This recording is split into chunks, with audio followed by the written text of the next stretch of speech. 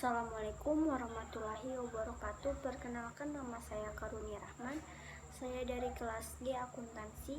Di video kali ini saya akan mempresentasikan pengantar manajemen, yaitu tentang bab 2, yaitu manajer dan fungsi manajemen. Langsung saja, yang pertama yaitu tentang definisi manajer. Manajer adalah mereka yang memiliki tanggung jawab dalam usaha memajukan dan mempertahankan perusahaan, terutama pada saat-saat sulit.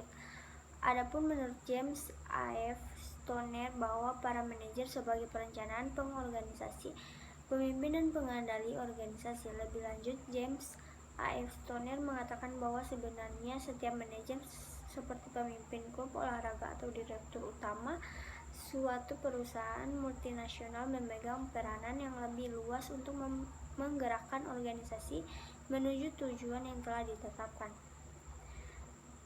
Menurut James A. F. Stoner, manajer yaitu yang pertama, manajer bekerja dengan orang lain. Manajer bertanggung jawab dan bertanggung gugat. 3. Manajer menyelaraskan tujuan yang saling bertentangan dan menentukan prioritas. 4. Manajer harus berpikir kreatif secara analitis dan konseptual. 5. Manajer adalah penengah atau mediator. 6. Manajer adalah politikus. 7. Manajer adalah diplomat. 8. Manajer adalah simbol. 9. Manajer mengambil keputusan yang sukar. Berikutnya peranan ilmu manajer bagi manajer. Adapun beberapa peran ilmu manajemen bagi manajer adalah sebagai berikut. Yang pertama, ilmu manajemen mampu memberi fasilitas pemikiran yang konsisten dan terukur dalam membangun perencanaan usaha secara jangka pendek dan panjang. Yang kedua, ilmu manajemen dapat menemukan berbagai bentuk kesalahan yang terjadi di suatu organisasi dan menyelesaikan kesalahan tersebut dengan tegas serta terhormat tanpa menimbulkan permasalahan secara jangka panjang.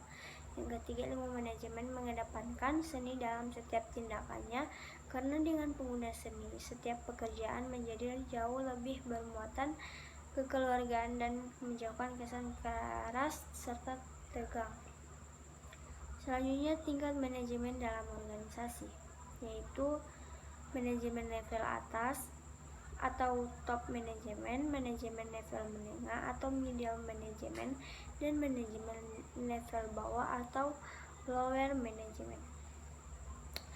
Berikutnya tugas dan tanggung jawab manajer.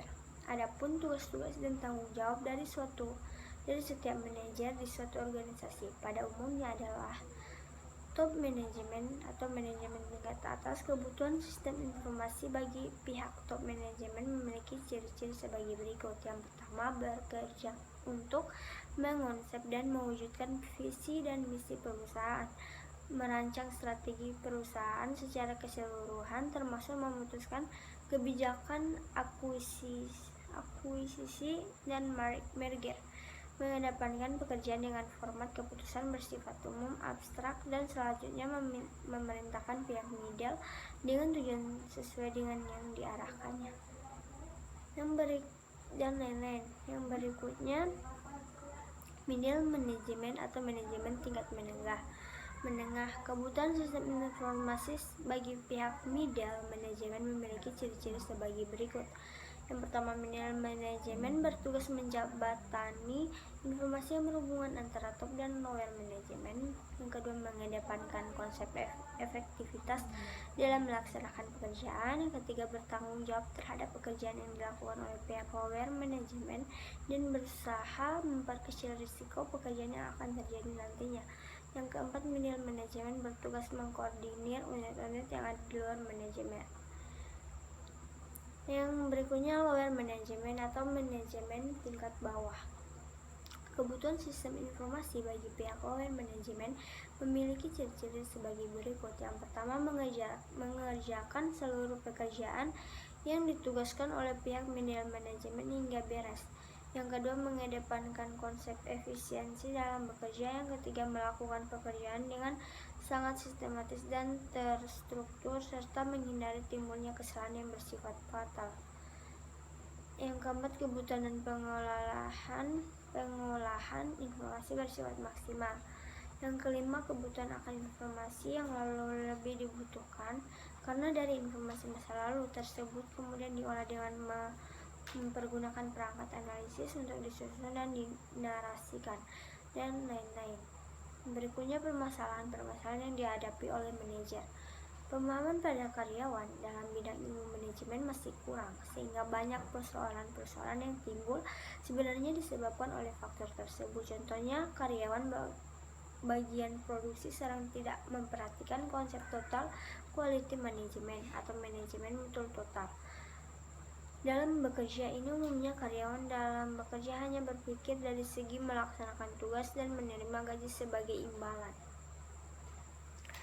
Yang berikutnya, masih dibutuhkannya pelatihan dan bimbingan secara jauh lebih intensif kepada para karyawan dengan tujuan agar hasil kerja atau output lebih berkualitas dan memiliki nilai kompetitif di pasar.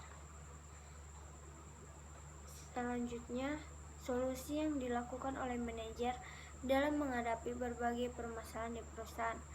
Ada beberapa solusi umum yang dilakukan oleh manajer dalam menyelesaikan setiap permasalahan di perusahaan, yaitu mengedepankan sikap bijaksana dalam melihat setiap permasalahan dan utamakan masalah-masalah yang mendesak dulu untuk diselesaikan. Yang kedua, hindari konflik berlanjut dan konflik yang berhubungan jika suatu masalah dianggap memiliki keterkaitan dengan masalah lainnya.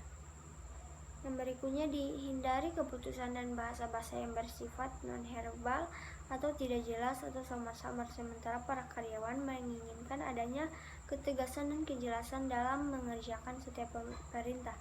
Apalagi ada sebagian karyawan yang pendidikannya rendah.